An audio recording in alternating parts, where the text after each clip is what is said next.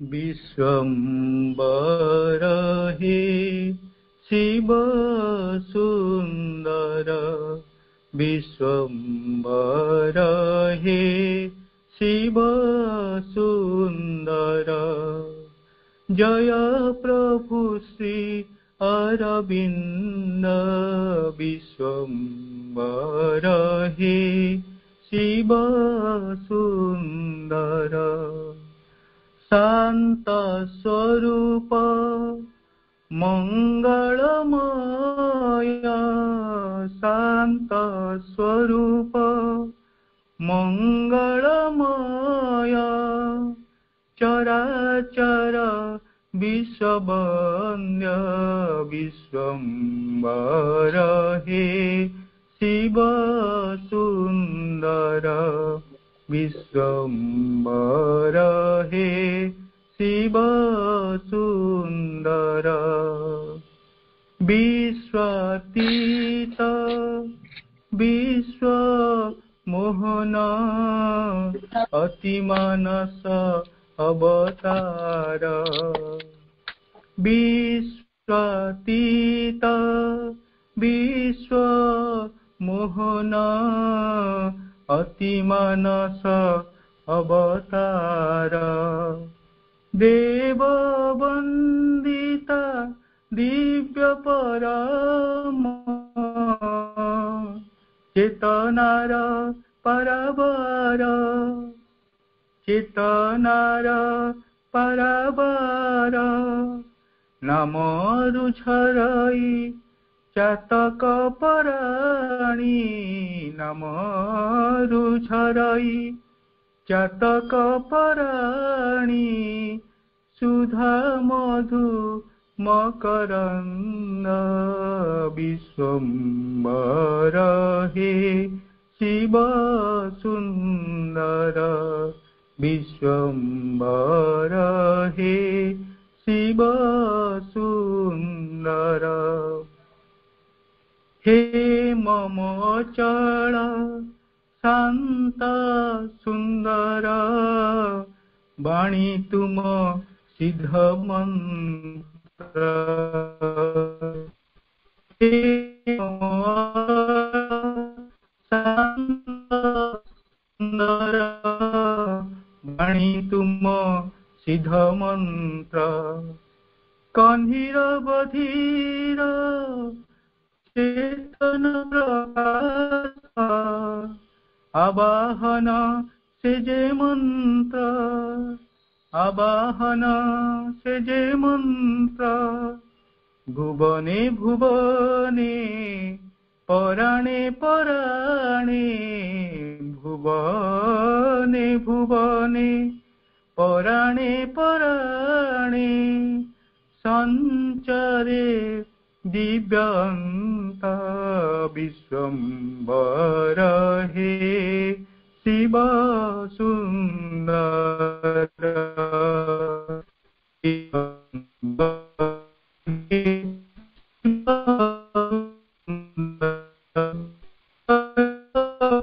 श्री अरविंद विश्वम्बर हे शिव सुंदर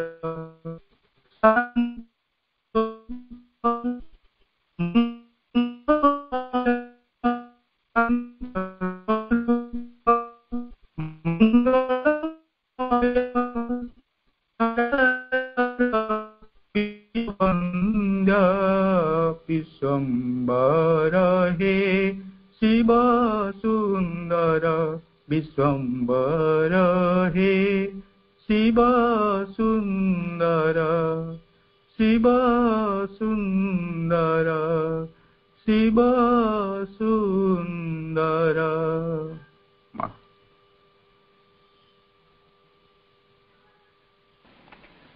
धन्यवाद भाई अशेष कृतज्ञता।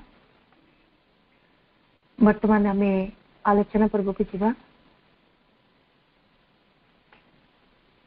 आज आलोच्य विषय दिने आसिब अतिमानव जाति। आलोचक श्री भवेश चंद्र साहू। भाईଙ୍କର परिचय देवार आवश्यक मु मन करूना से समस्तंकर अति प्रिय भाई मांकर अति प्रिय सरल संतान मु भवेश भाई को प्रणाम करुच्ची एवं ये दिव्य कृपाबलयुक्त परिवेश को भाई को स्वागत करुच्ची एवं भाई को अनुरोध करुच्ची आज विषय दिने आसव अति मानव जाति उपरे मातृ प्राणायुक्त आलोचना रखापी भाई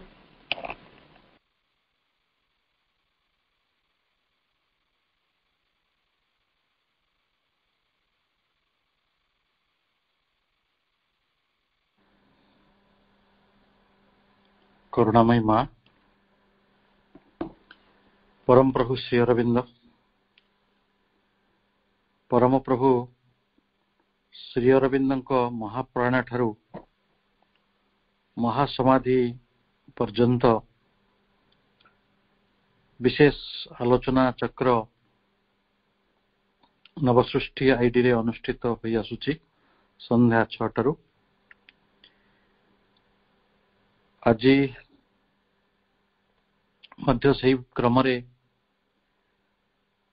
आमे दिने आसिब अति मानस जाति शीर्षक एक आलोचना को प्रणीत करिबा। आपण माने समस्ते जो माने परम प्रभुंकर दिव्य कार्य दिव्य अवतार एवं तांकर दिव्य जीवन प्रति समर्पित एवं कृतज्ञ समस्त को सेथिपाई व्यक्तिगत भाव में आंतरिक कृतज्ञता जनाउछि। आज कार्यक्रम परिचालन दायित्व नहीं छंती आम समस्तंकर स्नेहर सम्मानर कुनियपा एवं मुरलीधर भाई सुंदर संगीत टीए परिवेशन कले। आम समस्तंकर योगदान उपस्थिति आउ एक मार्ग प्रतिश्रुति को साब्यस्त करुछि। प्रतिश्रुति तो नुहे सत्यता निश्चितता परम वास्तवता जे अति मानस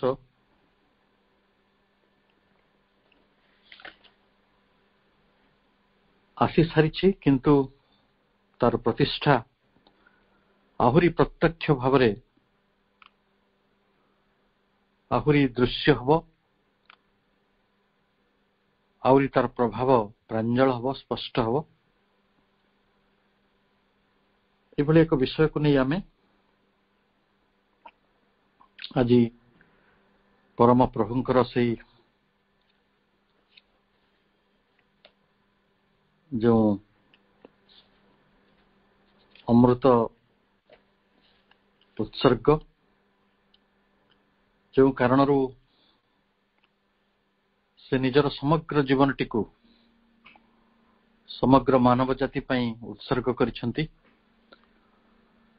से विषय हमें निजर आलोचना को आगो नबा।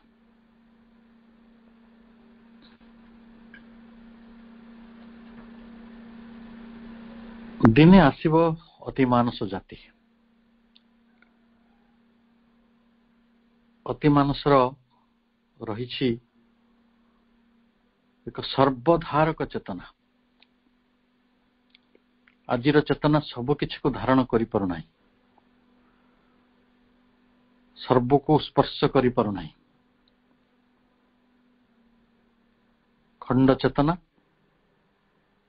विभक्त चेतना क्षुद्र चेतना सीमित चेतना एवं केमिति कौन विमिश्रित चेतना जितेबाला ये पृथ्वी रे कार्यकारी होछि एवं वर्ष वर्ष धरी आमे ये भली खंडित विभक्त व्यक्ति चेतना एवं व्यक्ति चेतन अति बेसी रे अल्प किछि विराट चेतना भितर को गति करिथिबा मनुष्यर भाग्य सेते बेसी नहीं जे परम प्रभु परिकल्पना करथिबा अति मानसर से सर्वधारक चेतना को अनुभव करिबा से कौन धारण करती सर्वधारक चेतना भितर से व्यष्टि चेतना को धारण करती विश्व चेतना को धारण करती एवं विश्वतीर्ण चेतना को मध्य धारण करती अति मानस एपरी एक शक्ति केवल एक चेतना नुहे अन्य तार रूप होछि एक प्रचंड मार्तंड शक्ति जो शक्ति सर्वजयी आज पृथ्वी रे जतिक शक्ति प्रकाशित हो पारिछि सेतिक शक्ति को सर्वजयी शक्ति कहा जाई परिबो नाही। एटी महादुर्गांकर शक्ति कार्यकारी हिछि महाकालींकर प्रचंड रूप ए विश्व भुवन को आसीछि किंतु तार उद्देश्य मध्य एतिक सर्वस्पर्शी नथिला। एक आसुरिक शक्ति विरुद्ध रे मांकर से प्रचंड चंडी रूप को छाड़ीदेले से जे समग्र जगतर कल्याण पाई धूली कणारू आरंभ करी छाया पथ जाए तांकर सुविस्तृत शक्तिर जो प्रचंड प्रकाश ये सब किछि से दिन मनीषर चेतना रे तार चिंता भितर धरा दब एवं से होचे एक सर्वव्यापक ज्योति सर्वव्यापक ज्ञान आज आम पाखरे भेद ज्ञान रही आम पाखरे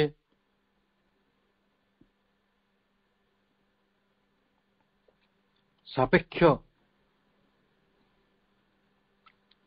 अनुकूल ज्ञान रही किंतु पूर्णांग ज्ञान जो ज्ञान पाखरे सब किछि रही जो ज्ञान पुणी थे से भली सर्वधारक सर्वव्यापक से भली सर्वसमन्वयमूलक जो संगति टिके भी असंगति नहीं टिके भी विसंगति नहीं सब किछि एक सुसम्यता भितरे सब किछि एक सुंदर सुंदर पवित्र बुझामणा भितरे सब किछि ज्ञान द्वारा ज्योति द्वारा शक्ति द्वारा तांकरी चेतना द्वारा प्रवाहित हबो ये भली गोटे दिव्य संकेत से आसीथिले से भली गोटे नववार्ता दबा पई प्रभु ये जगत रे अवतरण करथिले जने उद्गाता पुरुष भाव रे आलोक को धारण करी मशाल को धारण करी अग्रगामी से महान देवता मनुष्य को जाति को एक गौरवमय भविष्य आड़ को पथ देखिए देछंती। अगस्ट 1972 मांकर देहावसानर अल्प किछि दिन आगरू से कहउचंती Shri Arvind shows us the way towards a glorious future। Shri Arvind हमको मनुष्य से गौरवमय भविष्य आड़ को पथ देवाई आसीथिले से होचंती तमिश्रा भितरे जंत्रणा भितरे अंधकार भितरे द्वंद्व संघर्ष जातना मृत्यु यार भितरे सड़ुवा निज दुर्भाग्य को बहुवा मनीष जातिर निपीड़ित मनीष जातिर सर्वमय समाधान सर्वमय कर्ता सर्वमय अधीश्वर जे मनीष को से पवित्र पूर्णांग संभावना आड़ को नहीं जावाक आसीथिले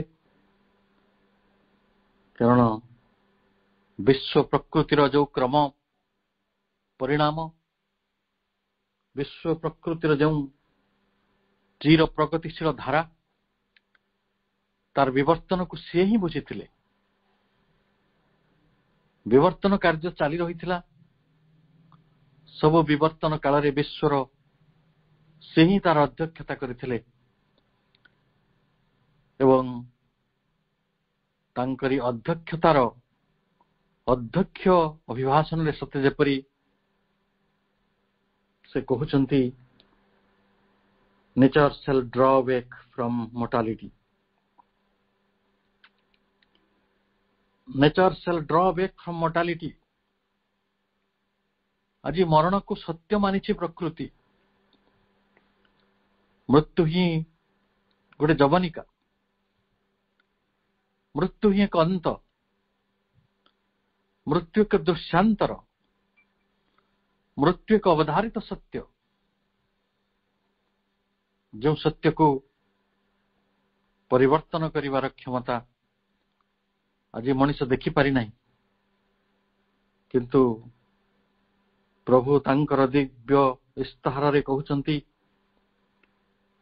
ଯେଉଁଦିନ ଅତିମାନସ ଆସିବ, ଅତିମାନସ ଜାତି ପ୍ରତିଷ୍ଠିତ ହବ। ଅତିମାନସ ତ ଆସି ସାରିଛି, କିନ୍ତୁ ଅତିମାନସ ଜାତି ପ୍ରତିଷ୍ଠିତ ହବ।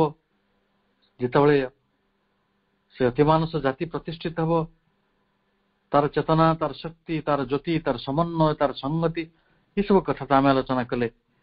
ଆହୁରି ଯେଉଁ ବିସର୍ଗ ସବୁ ଦେଖାଦେବ, ଯେଉଁ ବିଭୂତି ବିଲକ୍ଷଣ ସବୁ ଆସିବ ଏଇ ପୃଥିବୀକୁ, ତାହା ହେଉଛି ସତ୍ୟର, ଜ୍ୟୋତିର, ସଂଗତିର, ପ୍ରେମର ଓ ଆନନ୍ଦର। ସେଇଟା ହେଉଛି ଦିବ୍ୟ ସାମ୍ରାଜ୍ୟ। ଗୋଟେ ରାଜନୈତିକ ସାମ୍ରାଜ୍ୟ ନୁହେଁ, ଦିବ୍ୟ ସାମ୍ରାଜ୍ୟର ଦିବ୍ୟ ଇସ୍ତାହାର ହେଉଛି ମହାକାବ୍ୟ ସାବିତ୍ରୀ। ସେଇଥିରେ ସେ କହିଲେ ନା, nature shall draw back from mortality. ମରଣଶୀଳତା ଭିତରୁ ଅପରା ପ୍ରକୃତି ପ୍ରତ୍ୟାହୃତ ହବ।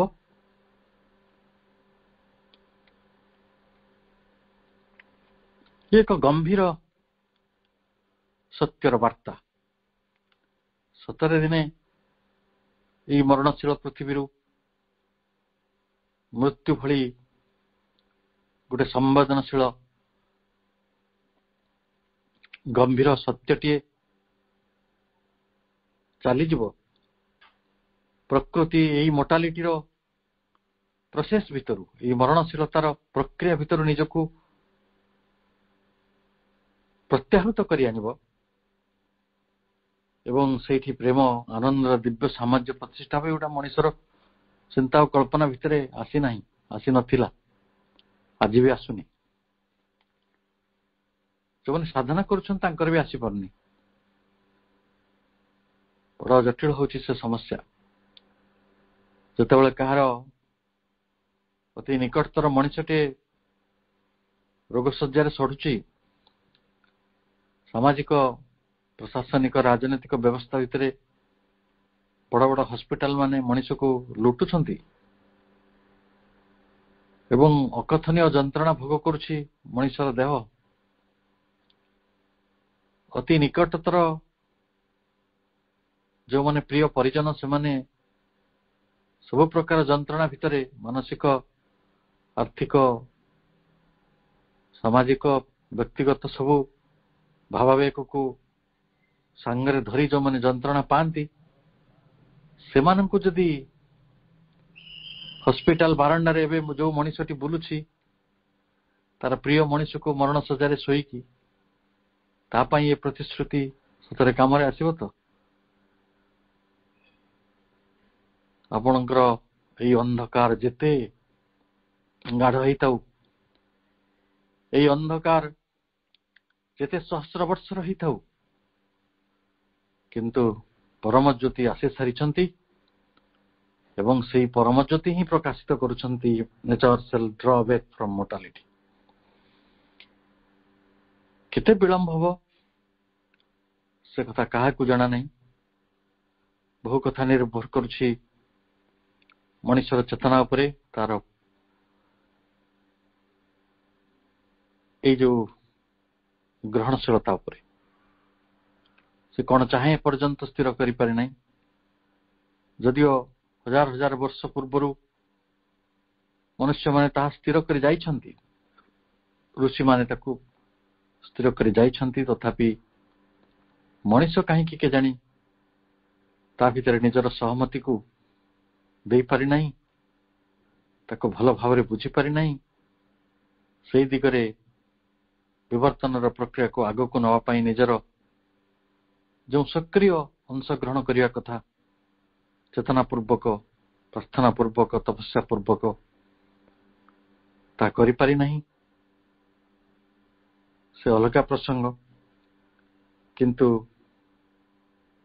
କାହିଁକି ସେମିତି ହବ? କାହିଁକି ଏଇ ଅନ୍ଧ ପ୍ରକୃତି, ଯିଏ ଆଦୌ ପରିବର୍ତ୍ତନ ହବାର କିଛି ନାଁ ଧରେ ନାହିଁ, ସେଦିନ ମୃତ୍ୟୁକୁ ଏଇ ପୃଥିବୀରୁ ପ୍ରତ୍ୟାହାର କରିନେବ? Nature shall draw back from mortality. କଣ ପାଇଁ? ଏ ଆମ ଭିତରେ ବି ହଜାରେ ପ୍ରଶ୍ନ। ପ୍ରଭୁ କହୁଛନ୍ତି ସେ ସେମିତି ନେଚରର କିଛି କାମ ନୁହେଁ ଯେ ସେ କେବଳ ମୃତ୍ୟୁଟାକୁ ଏକ ଚିରସତ୍ୟ କରି ରଖିଥିବ।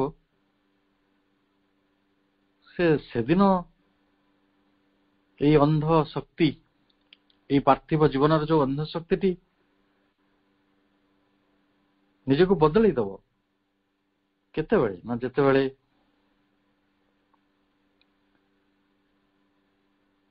ସମସ୍ତେ ଆତ୍ମାର ଆଲୋକରେ ପଥ ଚାଲିବେ, ଆତ୍ମାର ଆଲୋକରେ ଉଜ୍ଜଳିତ ହେବେ, ଏବଂ ସେଇ ଆତ୍ମାର ଆଲୋକ ହିଁ ଏଇ ଅନ୍ଧ ପାର୍ଥିବ ପୃଥିବୀର ମଶାଲ ହବ, ପଥର ଦିଶାରୀ ହବ, ଜ୍ୟୋତି ହବ। ପ୍ରଭୁ କହୁଛନ୍ତି and spirits fires shall guide the earth's blind force.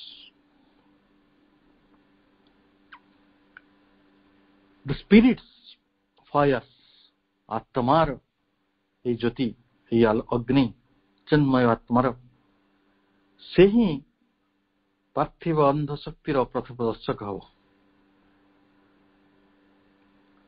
ଆମେ ଏଇଠି ଟିକେ ଠିଆ ହେବା, ଟିକେ ଅଟକି ଯିବା, ଟିକେ ପ୍ରଶ୍ନ ପଚାରିବା ନିଜକୁ, କୋଉଦିନ ଜଳିବ ଏଇ ଆତ୍ମାର ଆଲୋକ?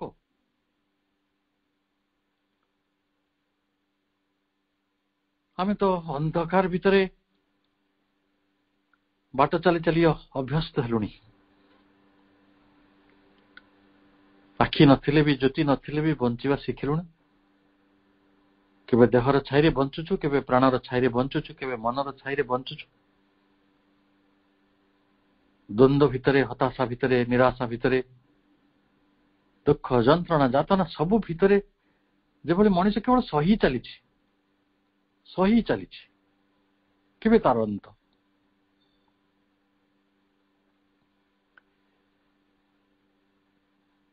ପ୍ରଭୁ ସମସ୍ତଙ୍କ ଅନ୍ତରାତ୍ମାର ସେଇ ଅଗ୍ନିଟିକୁ ଜାଳିଦେବାକୁ ଆସିଥିଲେ।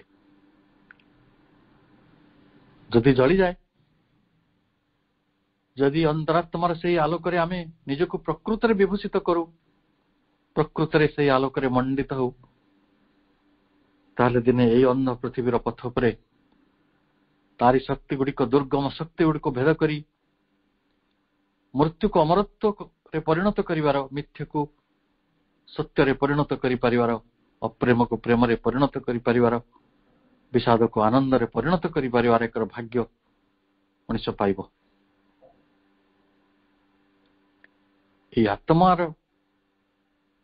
ଜ୍ୟୋତି ଜାଳିବାର ପଥ ପ୍ରଭୁ ନିଜେ ତାଙ୍କର ସମଗ୍ର ସାଧନାରେ, ନିଜର ସାଧକ ମାନଙ୍କ ଠାରୁ ଥିବା ଯୋଗ ପତ୍ରାବଳୀ ଗୁଡ଼ିକରେ, ତାଙ୍କର ବଳିଷ୍ଠ ରଚନା ଗୁଡ଼ିକରେ ସବୁଠି ତାର ନିଦର୍ଶନ ଛାଡ଼ିଛନ୍ତି। କିପରି ଜାଳିବା ଆମେ ଆମ ଅନ୍ତରାତ୍ମାର ଆଲୋକ?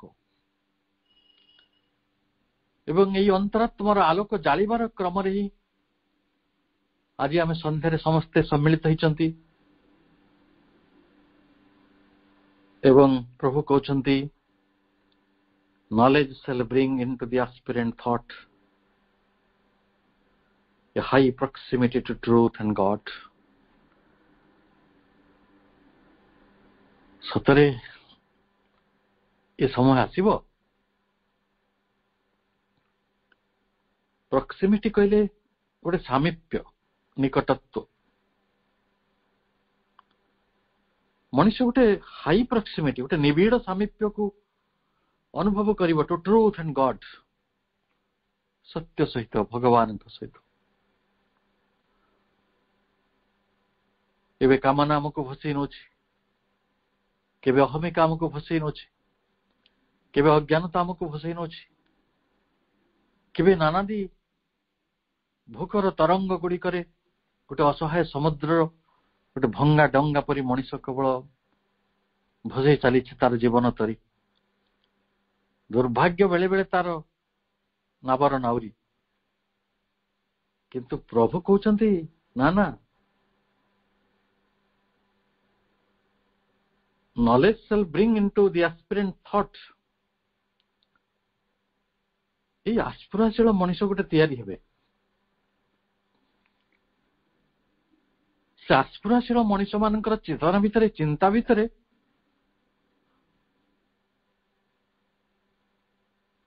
ଆତ୍ମଜ୍ଞାନ ଆସିବ। knowledge shall bring into aspirant thought। ସେଇ ଆତ୍ମଜ୍ଞାନ ଅନ୍ତରାତ୍ମାର ଆଲୋକରୁ ଆସିବ।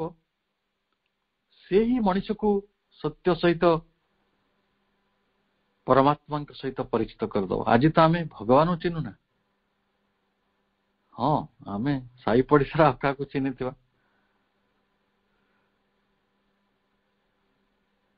ଅନ୍ୟ କୋଉ ମଣିଷର ଘଟଣାକୁ ନେଇ, ତାର ପରିସ୍ଥିତିକୁ ନେଇ, ତାର ବଞ୍ଚିବାକୁ ନେଇ, ତାର ଚରିତ୍ରକୁ ନେଇ, ତାର ଚାଲିଚଳନକୁ ନେଇ ଆମେ ଚିନ୍ତା କରୁଥିବା।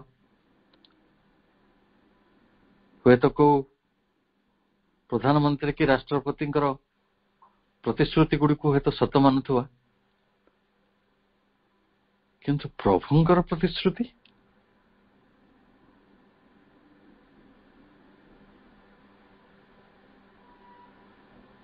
nature shall draw back from mortality।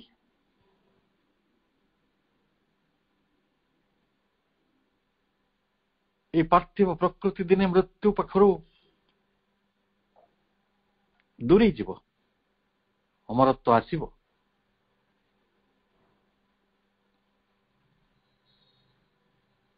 କୋଉ ଦିନ ଆସିବ ସେ ଜ୍ଞାନ? ଯୋଉ ଦିନ ମଣିଷ ବୁଝିବ ଯେ ଦିବ୍ୟ ଜୀବନର ଉପଯୋଗୀ ହେବା ପାଇଁ ମଣିଷର ସତ୍ତା ଗୁଡ଼ିକ ଭିତରେ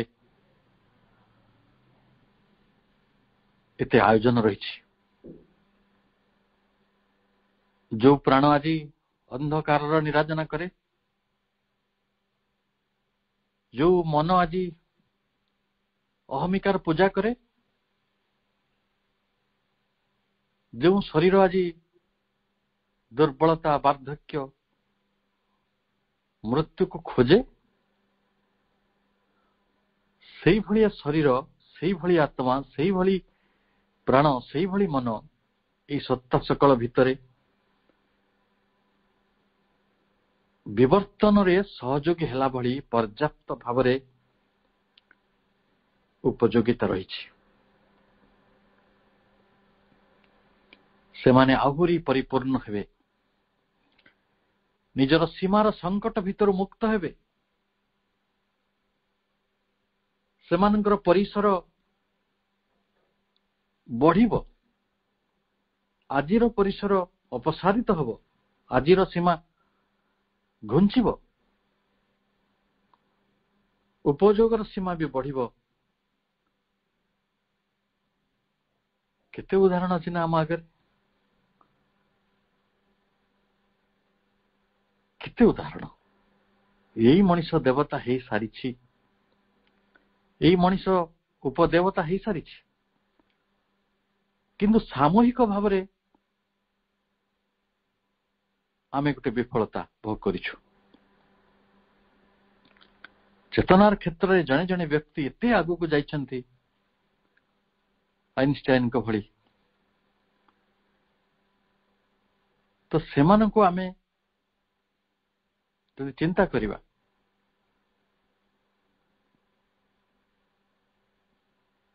ଆଉ ସାଧାରଣ ଯେ ନିଜ ଘରକୁ ବାଟ ପାଉନଥିବା ମଣିଷ, ଯିଏ ନିଜର ରୋଗ ବ୍ୟାଧି କ୍ଷୟକ୍ଷତିର ପ୍ରବଣତା ଭିତରେ ବୁଡି ରହିଛି, ନିଜର ତ୍ରୁଟି ବିଚ୍ୟୁତି,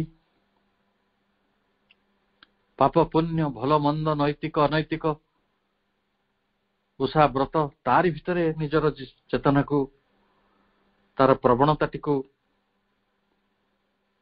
ଧରି ରଖିଛି,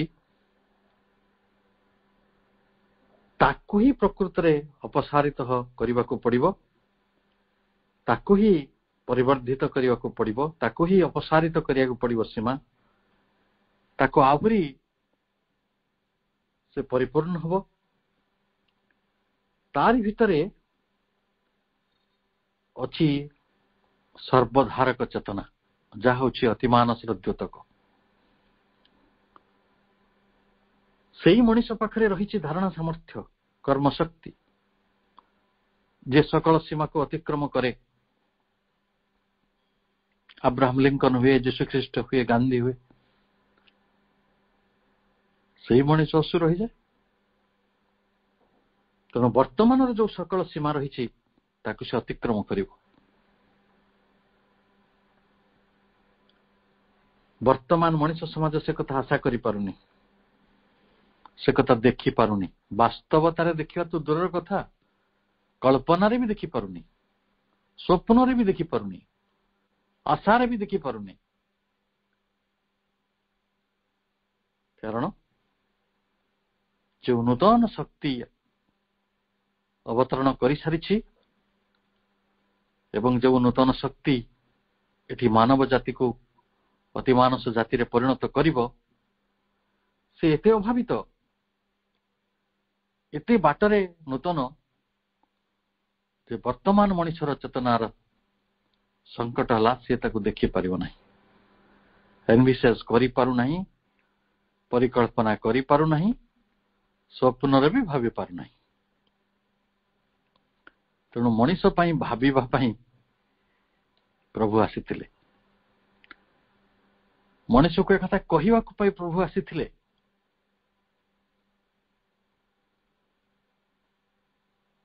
ଏବଂ ସେଇ ଅତିମାନସ ଜାତିକୁ ପ୍ରତିଷ୍ଠା କରିବା ପାଇଁ ଯେଉଁ ବାସ୍ତବ ରୂପାନ୍ତର ଆବଶ୍ୟକ,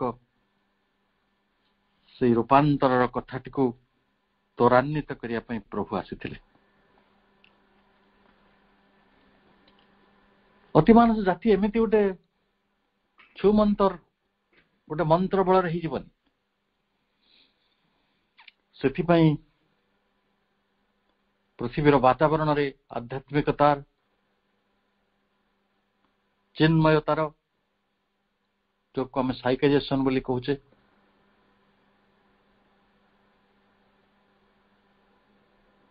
ଏବଂ ଶେଷରେ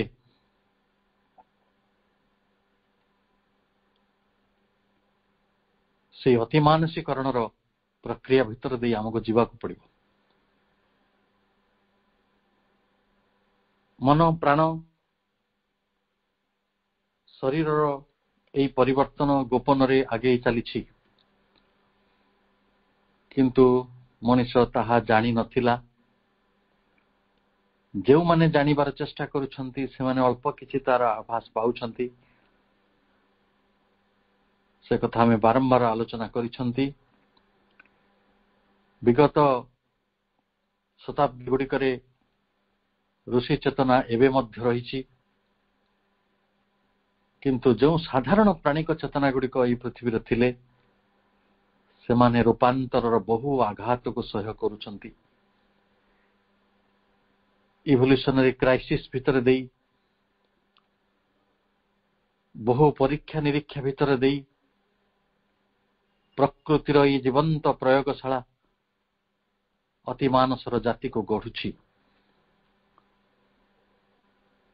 ସେଇ ଗଢିବାର ଶବ୍ଦ ଶୁଭିଲାଣି।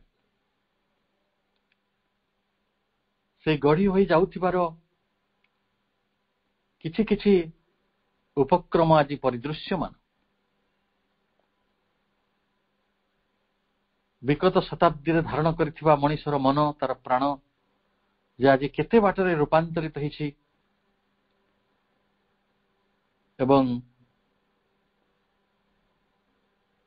ନିଜର ଚେତନାକୁ ବିଶ୍ୱାୟିତ କରିବା ପାଇଁ, ଗୋଟେ ବିଶ୍ୱଗତ ଚେତନାରେ ପରିଣତ ହେବା ପାଇଁ ବ୍ୟକ୍ତି ଜୀବନ ଆଜି କେତେ ଭାବରେ ଉତ୍ସୁକ, ସେ କଥା ଆମେ ସମସ୍ତେ ଜାଣୁ।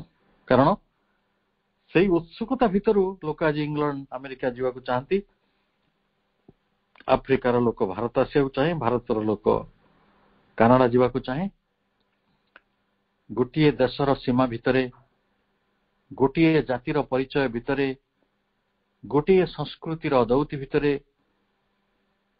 ବା କୌଣସି ପ୍ରକାର ଛଦ୍ମ ଅହଙ୍କାର ବା ବାସ୍ତବ ଅହଙ୍କାର ଭିତରେ ସେ ବଞ୍ଚି ରହିବାକୁ ଚାହୁଁନାହିଁ। ଅନ୍ଧକାରର ସେଇ ଚାଦର ଘୋଡ଼ି, ଚିତ୍ରିତ ଚାଦର ଘୋଡ଼ି କେହି ଆଉ ନିଜକୁ ସୁଖୀ କରିପାରୁନାହାନ୍ତି। ଇଏ ହେଉଛି ସେଇ ଅତିମାନସ ଆସିବାକୁ ଥିବା ବିବର୍ତ୍ତନଗତ ସଂକଟର ବଡ଼ ବଡ଼ ଲକ୍ଷଣ। ଆଜି ଯଦି ଜଗତରେ ଉଦ୍ବେଳନ ଅଛି, ଚିନ୍ତା ଅଛି, ଇଏ ହେଉଛି ସେଇ ଚାପ, ଯୋଉ ଚାପ ଏଠାରେ ସବୁ କିଛିକୁ ରୂପାନ୍ତରକୁ ଆହୁରି ତ୍ୱରାନ୍ୱିତ କରିବାକୁ ଚାହେଁ, ରୂପାନ୍ତରକୁ ଆହୁରି ପୂର୍ଣ୍ଣାଙ୍ଗ କରିବାକୁ ଚାହେଁ ଏବଂ ତାର ପୂର୍ଣ୍ଣାଙ୍ଗ ପରିଣତି ନିକଟରେ ପହଞ୍ଚାଇ ଦେବାକୁ ଚାହେଁ। ତାର ପୂର୍ଣ୍ଣାଙ୍ଗ ପରିଣତି ହେଉଛି ଅତି ମାନସ ଜାତି। ଏବଂ ଯେତେ ପର୍ଯ୍ୟନ୍ତ ମଣିଷ ତାର ସେହି ଇପ୍ସିତ ଲକ୍ଷ୍ୟ ନିକଟରେ ପହଞ୍ଚି ନ ପାରିଛି, ସେତେ ପର୍ଯ୍ୟନ୍ତ ଏଇ ରାତ୍ରି ଆହୁରି ଗଭୀର ହେଉଥିବ, ଆହୁରି ଝଟିକା ମଣିଷ କେବଳ ହିଁ ପାଉଥିବ। ତେଣୁ ଏଇ ଯୋଉ ରୂପାନ୍ତରର ପ୍ରକ୍ରିୟା ଭିତରେ ପ୍ରଥମେ ଯାହାର ପାଳି ପଡ଼ିବ ସେ ହେବ ଶରୀର। ରୂପାନ୍ତର କ୍ରିୟାରେ ଶରୀର ହେଉଛି ଏକ ପ୍ରତିନିଧି, ଏକ ଅଂଶୀଦାର। The supermind shall claim the world for light. ଅତି ମାନସ ଜଗତକୁ ଅଧିକାର କରିବ। The supermind shall claim, ଅତି ମାନସ ଜଗତକୁ ଅଧିକାର କରିବ। କଣ ପାଇଁ? ନା the world for light, ସେଇ ପରମ ଜ୍ୟୋତିର ପ୍ରକାଶ ନିମିତ୍ତ। ଏଇଟା ହିଁ କ୍ଷେତ୍ର। ଏଇ କ୍ଷେତ୍ରକୁ ପରମ ପ୍ରଭୁ ବାଛିଛନ୍ତି, ଏଇ ପୃଥିବୀକୁ, ଯୋଉଠି ଜୀବନ ଭଳି ଏକ ମହାର୍ଘ ବିସ୍ମୟ ରହେ, ଜୀବନ ଭଳି, ପ୍ରାଣ ଭଳି, ଚେତନାକୁ ଧାରଣ କଲା ଭଳି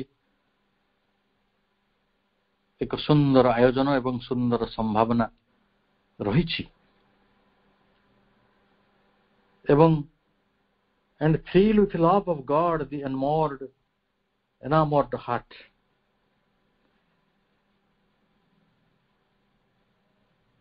ଏପର୍ଯ୍ୟନ୍ତ ମଣିଷ ନିଜର ପ୍ରେମ ଅନୁରାଗରେ ଶିହରିତ ହେଇଛି। ମୋ ମା ମତେ ଭଲ ପାଆନ୍ତି, ମୋ ବାପା ଭଲ ପାଆନ୍ତି, ମୋ ଭାଇ ମତେ ଭଲ ପାଆନ୍ତି, ମୋର ବନ୍ଧୁମାନେ ଭଲ ପାଆନ୍ତି, ମୋର ସନ୍ତାନ ଭଲ ପାଆନ୍ତି, ମତେ ମୋର ପ୍ରିୟ ପରିଜନ ମତେ ଭଲ ପାଆନ୍ତି, ପ୍ରିୟ ମଣିଷ ମତେ ଭଲ ପାଏ।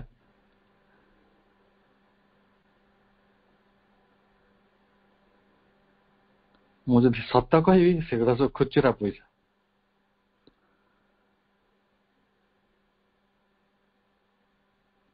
ଆପଣଙ୍କୁ ସବୁଠାରୁ ବଡ ନୋଟଟା ମିଳିନାହିଁ। ତାଙ୍କ ଟଙ୍କା ଶାଳରେ ହାଏଷ୍ଟ ନୋଟଟା 2000 ଟଙ୍କା ନୁହେଁ, तांको टंका थाल हाएस्ट नोटा हूँ लव ऑफ गॉड, भगवान प्रेम। आमको खुचुरा पैसा दे आम छोट बड़े 2 पैसा 5 पैसा पाइले केते खुशी होती। आज जेनेरेशन पिला भी तो 10 टंका 5 टंका कॉइन पाई खुशी होती। आम तो 2 पैसा 1 पैसा भी खुशी होती। किंतु यही संतान मानकर सुख, प्रिय मनीषर सुख, पृथ्वीर द्रव्य मान प्रति सुख, जहाँ आम इंद्रिय गुड़ी को आधार कर सब संगठित हुए, से सबू को पछरे पकई रूपांतर जिते से प्रक्रिया आसब, जी जिते अतिमानस पार्थिव जीवन टी तार ज्योति उद्भासित करिवो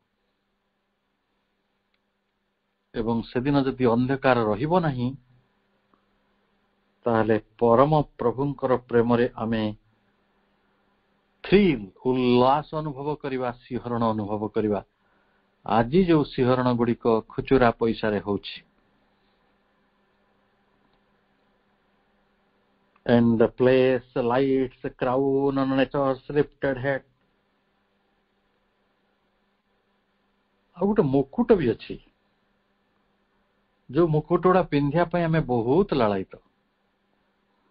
क्लास रे मॉनिटर हेले केते भल लागुतला ना,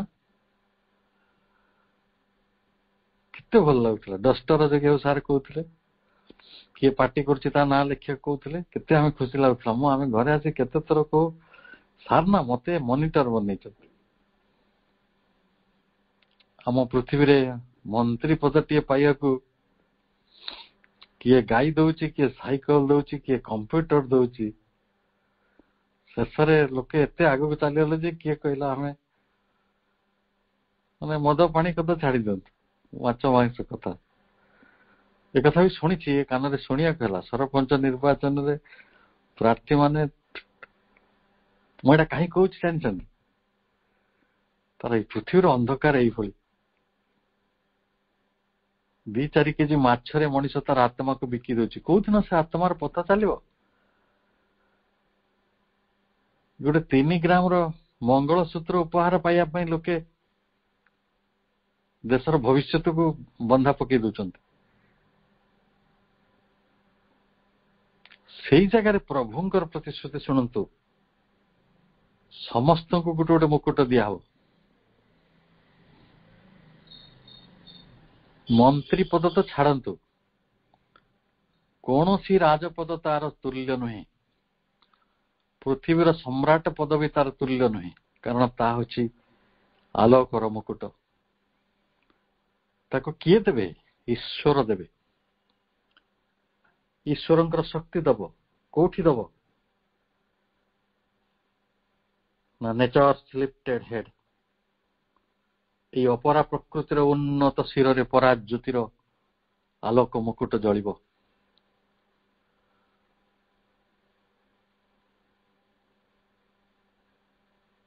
जो मनीष आज मुकुट धारण करने समर्थ नुहे, मुकुटा थी मुंडा उड़ी से कहीं को बेदव्यास घाट में पड़ी,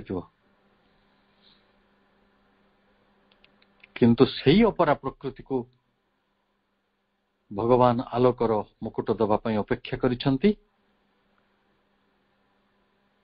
एवं आपण जदि देवराज्य देखिचंती कैलेंडर रे कल्पना रे सबु देवता माने मुकुट पिंधिता और समस्त मुकुट रे मणिमाणिक्य ज्योति थाए। आम देखीचे ना कैलेंडर रे सब देवता माने बुलंती। स्वर्ग राज्य कैलेंडर सब मिले आम जोता दुकान मानक। स्वर्ग संपर्क में आम धारणा बहुत सीमित। प्रभु से धारणा को आहरी विस्तारित करुछंती, कहउछंती and found light's reign on her unseconded base, unseeking base. आज कहार राजत्व अछि ये प्रश्न पचारिबा को अछि कि କାହାର ରାଜତ୍ୱ ଅଛି? ଅନ୍ଧକାରର ନା? ଏ ରାଜତ୍ୱ ବଦଳିବ? ଆସୁରିକତାର, ପ୍ରଲୋଭନର, ସ୍ୱାର୍ଥର, ଅହଙ୍କାରରେ ରାଜତ୍ୱ ବଦଳିବ। କାରଣ the super mind shall claim the world for light. ଏହି ପାର୍ଥିବ ଜୀବନକୁ ସମ୍ପୂର୍ଣ୍ଣ ଭାବରେ ଅତିମାନସର ଆଲୋକ ଅଧିକାର କରିନେବ, ମୁକୁଟ ଦେବା ପାଇଁ ଅଧିକାର କରିନେବ, ଭଗବାନଙ୍କର ପ୍ରେମ ଦେବା ପାଇଁ, ସେଥିରେ ମଣିଷକୁ ଶିହରିତ କରିବା ପାଇଁ ସେ ନେଇଯିବ, ଏବଂ ଅନ୍ଧକାର ଜାଗାରେ ଆଲୋକ ହିଁ ଆଧାର ହେବ। A greater truth than earth shall roof on earth.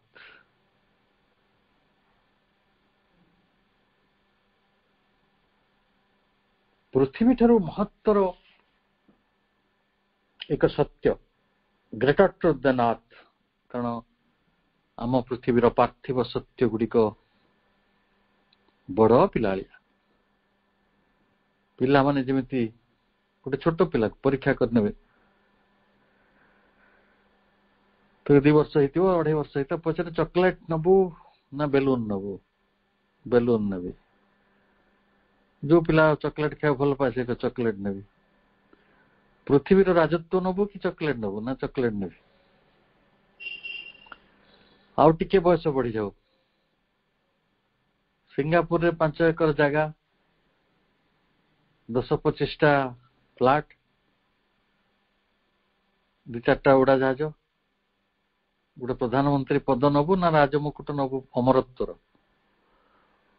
ମଣିଷ ବୁଝିପାରିବନି, ଅମରତ୍ୱ ରାଜମୁକୁଟଟା ମତେ କଣ ଦରକାର, ସେଟା ହବ କି ନ ହବ, ମୋର ବିଶ୍ୱାସ ତ ନାହିଁ, ଏଇଟା ନେଇଯିବା। ପାର୍ଥିବ ଜୀବନର ସତ୍ୟ, ତାର ଆଧାର ଗୋଟେ ଅଲଗା, ହାଇଲି ରିଲେଟିଭ। ସେ ଅନ୍ୟକୁ ଦେଖେ, ମୋ ଭାଇ ପାଖରେ ଏତିକି ଅଛି, ତେଣୁ ମୋ ପାଖରେ ଆଉ ଟିକେ ଅଧିକା ଉଚିତ। ତାର ପୁଅ ଯଦି ଆମେରିକାରେ ପଢୁଛି, ତାହେଲେ ମୋ ପୁଅ ସିଙ୍ଗାପୁରରେ ପଢୁ। ତାର ଯଦି କୋଉ କମ୍ପାନୀର କାର ଅଛି, ମୋର ଆଉ ଗୋଟେ କମ୍ପାନୀର କାର ହଉ। ମଣିଷର ସତ୍ୟକୁ ବଡ ସାଂଘାତିକ। କାଲି ସକାଳୁ କିଏ କୋଉ ଘାଟରେ ଥିବ କିଏ ଜାଣେ।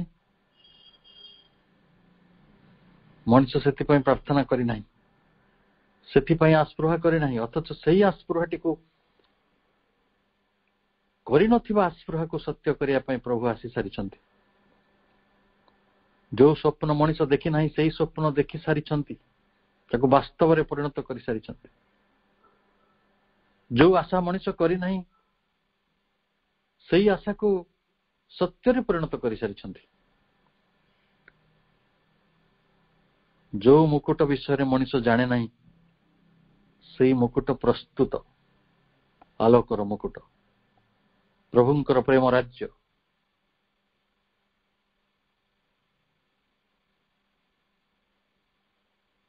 And shed its sunlight on the roads of mind. ମନର ରାଜପଥରେ ଆଲୋକ ନାହିଁ, ଅନ୍ଧକାର ଅଛି।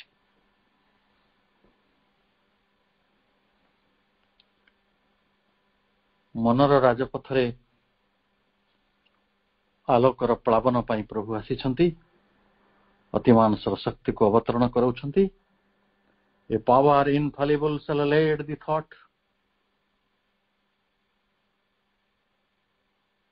ଗୋଟେ ଅମୋଘ ଶକ୍ତି ବିଚାର ବୁଦ୍ଧିକୁ ମାର୍ଗଦର୍ଶନ କରିବ। ସନ୍ଦେହ ନାହିଁ, ଆଗ ପଛ ନାହିଁ, ହବ ନ ହବ ସେଭଳି ଆଶଙ୍କା ବି ନାହିଁ। ଇନଫାଲିବଲ, ଅମୋଘ, ନିଶ୍ଚିତ, ଦୁର୍ଜୟ, ମହାର୍ଘ, ସେଇ ଆମର ଚିନ୍ତା ମାନଙ୍କୁ ଅଧିକାର କରିନେବ। ଆଜିର ଚିନ୍ତା କୋଉଠି ଅଛି ପ୍ରଶ୍ନ ପଚାରିବା ନାହିଁ। ସମସ୍ତେ ଭୁକ୍ତଭୋଗୀ, ସମସ୍ତେ ତାର ଅଂଶୀଦାର। କେହି କାହାକୁ ଦାୟୀ କରି ଖସି ଯାଇପାରିବା ନାହିଁ। କିନ୍ତୁ ଏକଥା ସତ୍ୟ ଯେ ଦିନେ खाली विचार बुद्धि को मार्गदर्शन करने एक अमोघ शक्ति से पराज्योति अति मानस आसब ना आहरी कौन कर my seeing positions govern life and act जीवन को आ कर्म को शासन कर गोटे सीइंग पोजिशंस गोटे अंतर्दर्शी महाशक्ति पराक्रम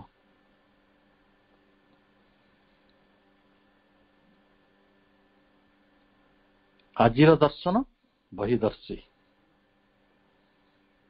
किंतु एक अंतर्दर्शी पराक्रमशाली शक्ति से आम जीवन को शासन कर गवर्न कर आज आम अपरा प्रकृतिर गोटे अंध चालना भितर भासी जाऊँ कौन से अपराधी को पचारतु तू कहीं अपराध कलु के जानी मु तो किसी भाभी पार्लिनी आज मु खबर कागज पढ़ुली आम 21 शताब्दी अच्छु बोली कहूँ राजस्थान की महाराष्ट्र के खबर कागज पढ़ी माटे तार 5टा झील को कूह को फिंगिदेला निजे गली पड़ा 6टी आत्मा तलू आसिले 2 जन पिला बंचीगले परिस्थिति कौन ना स्वामी संगे झगड़ा होता जीवन ये स्थित रही पृथ्वी रे आम मना कर आम प्रतिक्रिया आम कर्म ये जघन्य स्तर में अच्छी वर्णना करा जाई परिबा नहीं वर्णना करिया लाज लगे एज ए ह्यूमन बीइंग अपराध प्रवणता प्रतिहिंसा परायणता हिंसा ईर्षा असूया असहिष्णुता गोटे भयंकर विभेदकारी व्याधि भाव में मनुष्य रही जहाँ आनंद को बहु बाटर विघ्नित करुचे ये युद्ध गोटे सत्य होकर रही से युद्ध को उस्केया खाली आम देश नुहे पृथ्वी बहु बड़ बड़ जो मान को मान्यगण्य कह जाए जो माने पादे चलिले टीवी खबर कागज रे पृष्ठा मंडन हो जाए से हिंसार सब उपासक असुर शक्तिर गोटे गोटे बड़ बड़ ये सामान्य कंस सामान्य रावण से पृथ्वी रे a greater truth than say earth shall roof on earth से पृथ्वी रे सत्य आसीबो केमिति आसीबो ना अति पराक्रमी ही आसीबो अपराज ही आसीबो निर्भूल ही आसीबो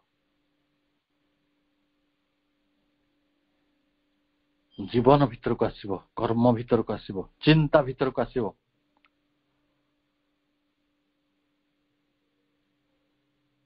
In earthly hearts kindle the immortal fire.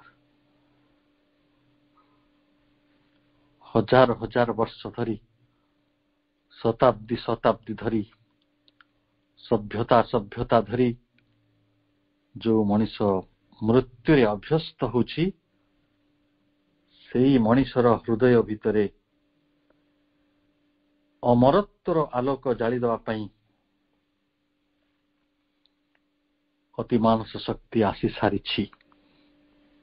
प्रभुता को अवतरण कर सारी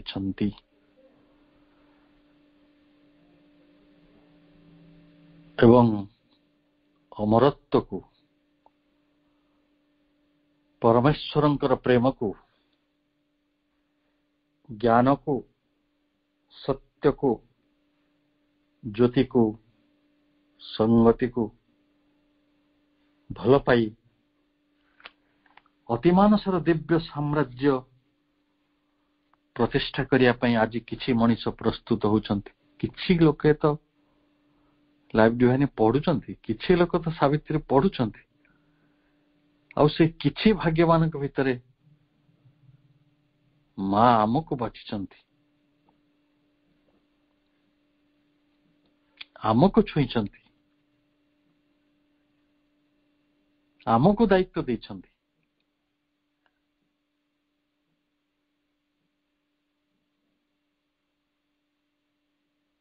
एवं समय आसिबो मर्त्य जीवनर एई जो अंधकार, मर्त्य जीवनर एई जो आपेक्षिक सत्य, सेई जगारे अति मानसर आलोकमय चेतना प्रतिष्ठित हब, सत्य चेतना प्रतिष्ठित हब,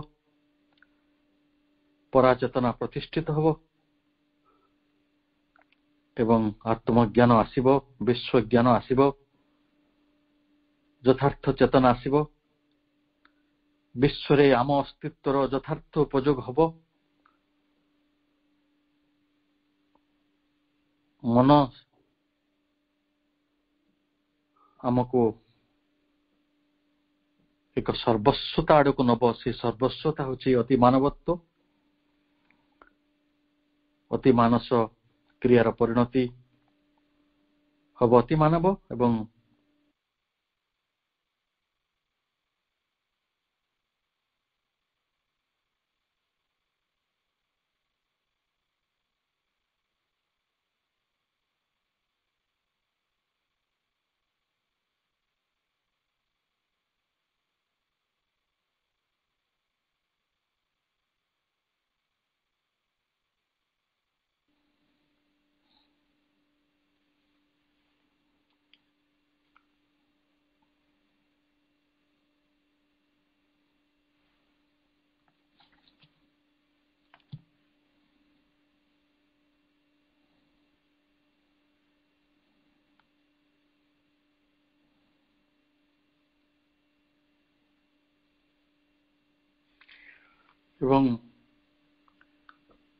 अति मानस होची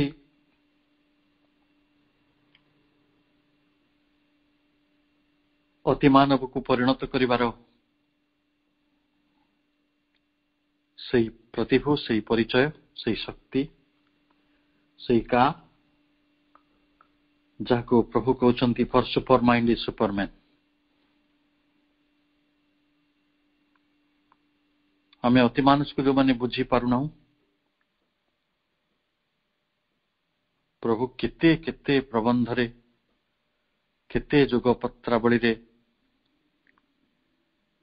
अनेक तांक रचनार समग्र पृष्ठा गुड़ी करे एई अति मानस चेतनार केते उल्लेख करिसंती एवं गोटिए दुईटी धाड़ी रे जदि ताकू बुझिବାକୁ ଆମେ चेष्टा करथुबा ता होची बेदर सेई रुचित ट्रुथ कॉन्शियसनेस।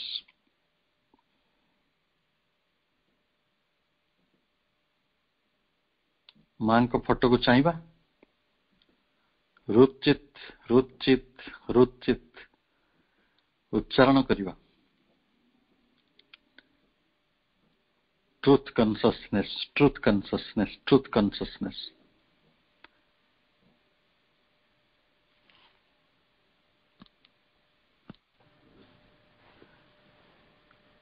आसिब से चेतना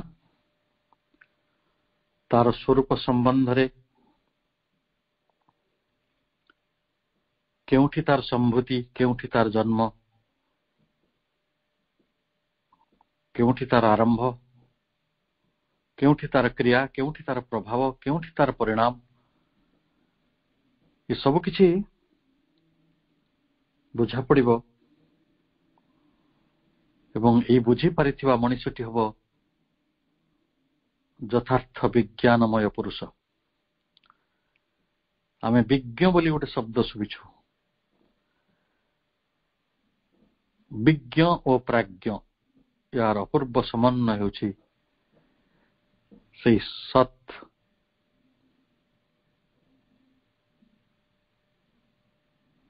अति मानस जेउठारे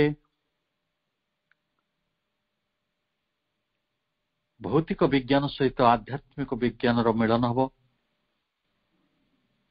से गोटे दृष्टि होइथिबो ए पृथ्वीर सृष्टि प्रक्रिया को धूलिरू भमा जाए भूमिरू भमा जाए जे सब कथा को जानी थिबे विज्ञान दृष्टिकोण एवं मनीषर मन प्राण ता शरीर रहस्य गुड़ी को एवं ता भितरे कार्य करुवा अंतर्भेदी महाशक्तिर से प्रकरण को मांकर से महाशक्ति गुड़ी को जहाँ प्रभु तांकर माँ बही लिखिछंती तेबे से मनीष हम हृत अचित मनीष विज्ञानमय पुरुष से निज भितरे विश्व को धारण करि परिबे विश्व को प्रकाशित करुवा परम ब्रह्मंकर विराट आत्म प्रसारण को अनुभव करि परिबे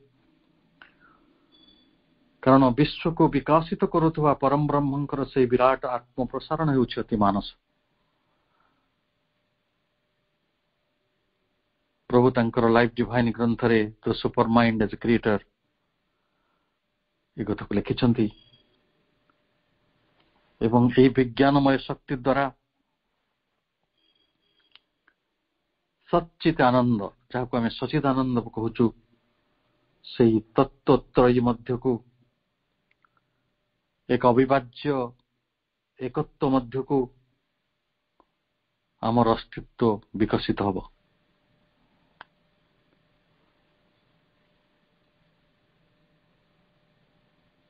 प्रभु कहते for knowledge shall pour down in radiant streams ज्ञान गोटे ज्योतिर्मय प्रवाह धारा भितर प्रवाहित हब जो ज्ञान आज हैगलिंग करुछि हिसाब करुछि किए केते देला किए केते नदेला किए केते भल पाइला किए केते भल पाइला नहीं किए पचारिला किए पचारलानी किए खोजिला किए खोजिलानी ए हिसाब करुवा मनटी शर्त भितर बंचुवा मनटी अंधकार प्रवाहर ए प्रवाह को छाड़ी दे आलोकर महायात्रा रे आलोकर पार्वण भितरे आलोकर सानिध्य भितरे आलोकर प्रवाह भितरे गति करिबा आमे ताको स्ट्रीम्स ऑफ कॉन्शियसनेस चेतनार से धारा से स्रोत बोली कहि परिबा एवं आज जो मनटी अंधकार ग्रस्त तमिश्राग्रस्त अहमिकाग्रस्त नाना दुर्बलतार भरी जाइछि ना सीमा भितर भांगी पड़ी नाना असहिष्णुता निज आत्म अत्याचार एवं मनर जो अवस्था भर आम भल भाव जानू से मन कोई भर विथ न्यू लाइफ नुआ जीवन रे थरी उठिबो नुआ जीवन रे उल्लसित हबो नुआ जीवन रे सिहरित हबो and kindle the burn with ideals fire and turn to escape from mortal ignorance सत्य दर्शर अग्नि द्वारा से संदीपित हब नश्वर अज्ञानतार निष्कृति लगी से चाहिए मनीषर पार्थिव मन आज अचेतन अर्धचेतन अज्ञान आच्छादित अंधकार आच्छादित किंतु सेई अंधकार भितरु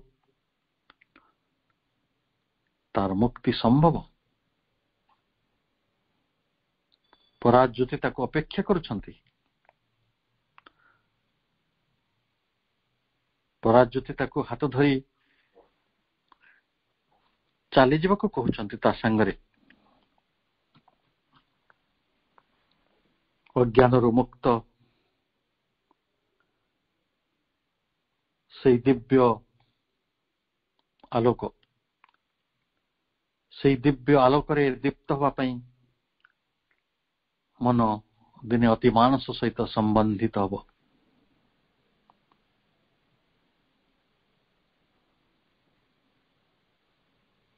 ଅତି ମାନସର ସେଇ ପ୍ରଭାବରେ ଆତ୍ମା ଜାଗ୍ରତ ହେବ, ମନ ହେବ ଭାଗବତ ଦର୍ଶନର Srimandir. The mind shall be God vision's tabernacle. The body intuition's instrument. ଶରୀର ହେବ ସମ୍ବୋଧିର ସାଧନ, and life a channel for God's visible power.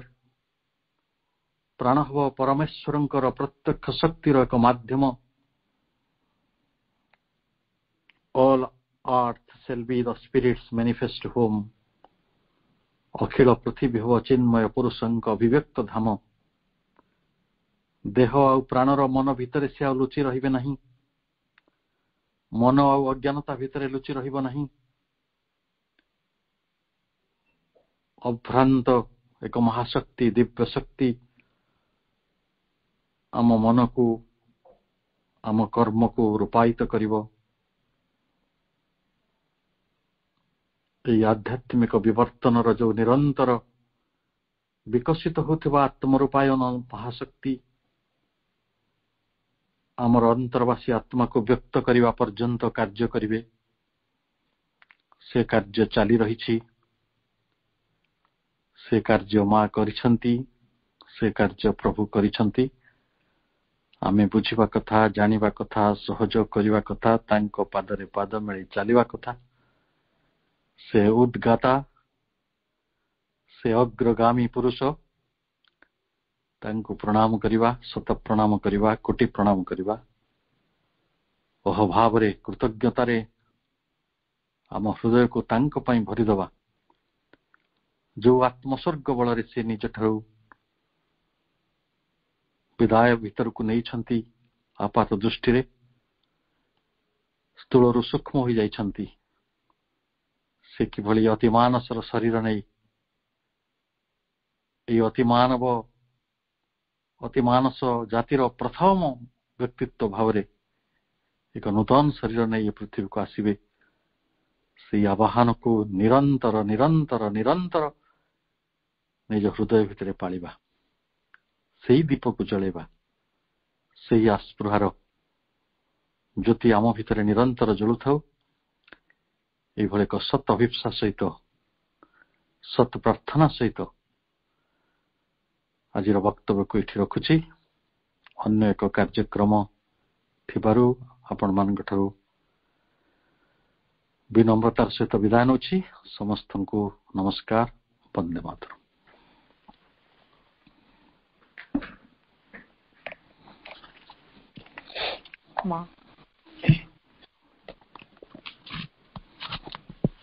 ବର୍ତ୍ତମାନ ଆମେ ପାଠଚକ୍ରର ଶେଷ ପର୍ଯ୍ୟାୟରେ କରୁଣାମୟୀ ମା ପରମ ପ୍ରଭୁ ଶ୍ରୀ ଅରବିନ୍ଦ ଅଶେଷ କୃପାରୁ ସୁନ୍ଦର ଆଲୋଚନାଟିଏ ଶୁଣିବାର ସୁଯୋଗ ପ୍ରାପ୍ତ ହେଲେ, ସେଥିପାଇଁ ମା ଓ ପ୍ରଭୁଙ୍କ ଚରଣରେ ଅଶେଷ କୃତଜ୍ଞତା।